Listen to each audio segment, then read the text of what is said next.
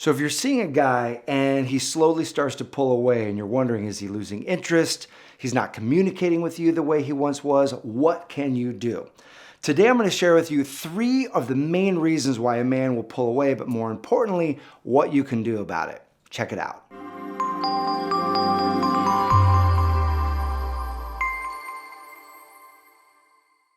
Hey there, this is Matt Boggs, and I'm the founder of the Love and Relationships division here at the Brave Thinking Institute, where our mission is empowering people to create and live a life they love. And that includes your love life. So if you like this video, I encourage you to click that little subscribe button and click that bell, because every week we bring you videos to empower you in your love life. And one of the most frustrating things when we're dating, especially when you like someone, you feel your heart finally open up, you start to have attraction with this person, there's chemistry, you've gone on like several great dates, and then there's that like heart-dropping moment when you send a text and they've been texting you, they've been regular, and then at this moment, they don't text you back. A few days go by, they don't text you back, and you're like, no, and you can just feel like something's shifted, something's changed, and you're wondering, your mind starts racing because you want the relationship to work out. I mean, after all, this person you finally have chemistry with, you really like them, you could see that they're a great fit for you,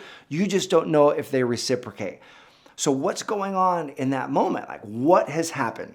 So I'm going to share with you 3 reasons, the most common reasons why men pull away. But more importantly, I'm going to give you 3 things that you can do in that moment to claim power in your love life and ultimately create what it is that you want. So the number 1 reason why a man will not respond to your texts, why you'll feel him pull away emotionally. You can feel the energetics, can't you? Like, there's just your intuitive faculty tells you that something is off. The number 1 reason is because something is off. His interest in you has changed. Now, there's a few reasons why that's happened. He's gotten to know you more, and the more he's gotten to know, he realizes, wow, this just isn't the right fit for me. Or he's met somebody else.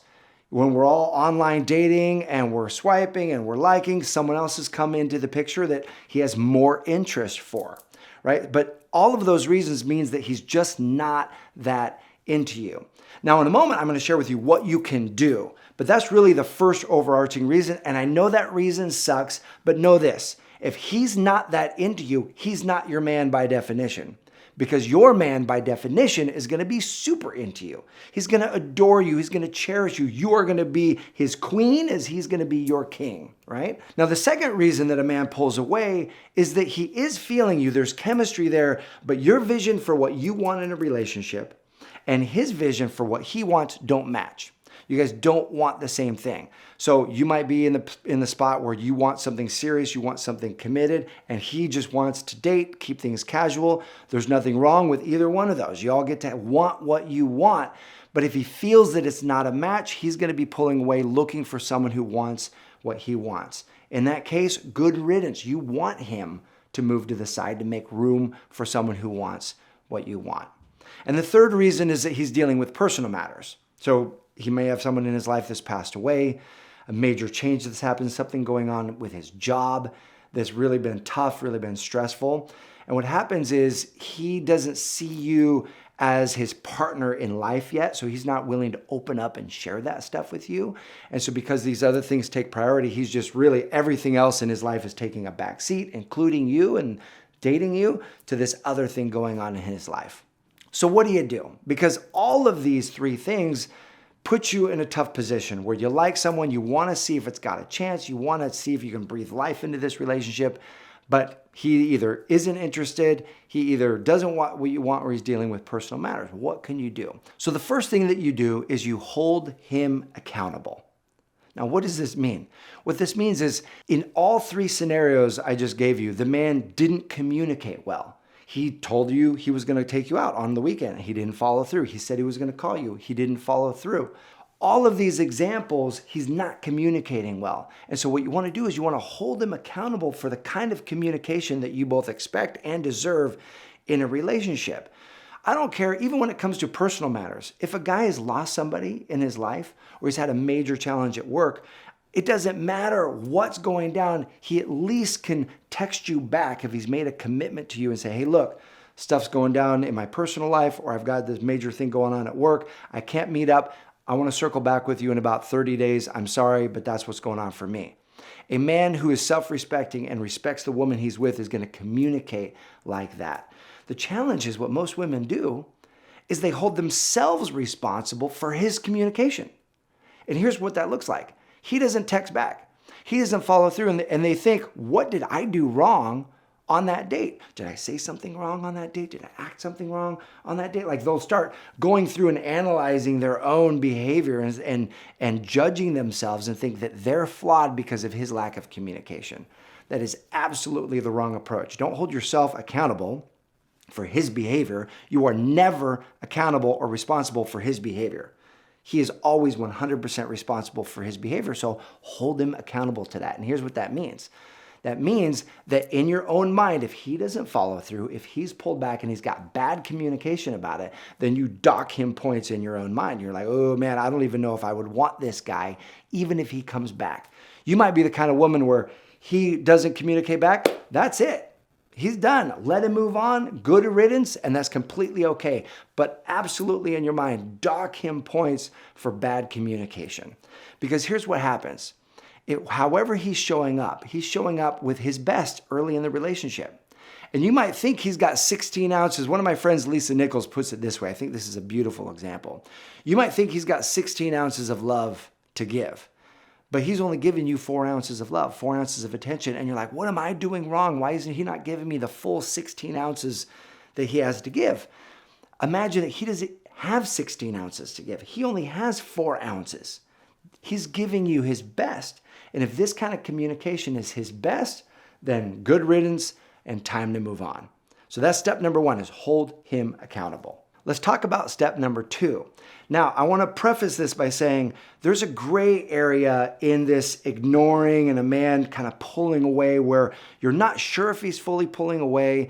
You didn't really have a strong agreement about when you were going to talk next. And so you're wondering, what do? You can feel he's pulled away. His tempo and cadence of communication is definitely slowed down, but he hasn't really broken any agreements. He didn't say he was going to take you out and then blew you off. Those cases, it's easy. You're like, no, dude, I'm not talking to you again. Like, I'm moving on. But it's that gray area where you're not sure what to do that can be the hardest. So number 1 is hold him accountable for the slowing down of his communication. But number 2 is be very clear in your standards for what you expect. Be very clear in your standards for what you expect. If it's gone, let's just say 5 or 6 days or another weekend, you haven't heard from him and he said he was going to call or text. Here is a great text that you can send. Just one text to see, is there any interest there? If you want to not text him again and move on, be my guest. But if you're wondering, what can I send him? Here's a great one. Send him this. Say, hey there, missed you this weekend. Have you given up on us?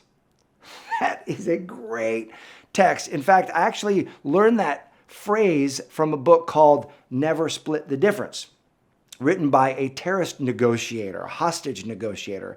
And he said that have you given up on this deal is a great text that most people respond to. If you haven't heard from someone in a long time in any area of life that you were trying to negotiate a deal with, a business relationship, or even relationship, if you've given up on us, they will almost always give you your response back.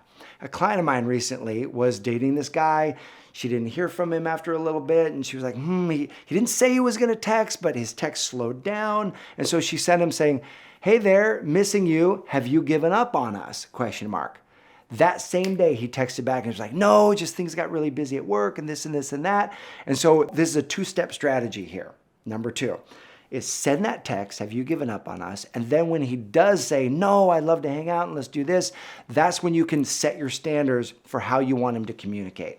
And you can either let him choose in or choose out. If he comes back and says, hey, I totally want to go out, let's go out this Friday, you say, yeah, give me a quick call.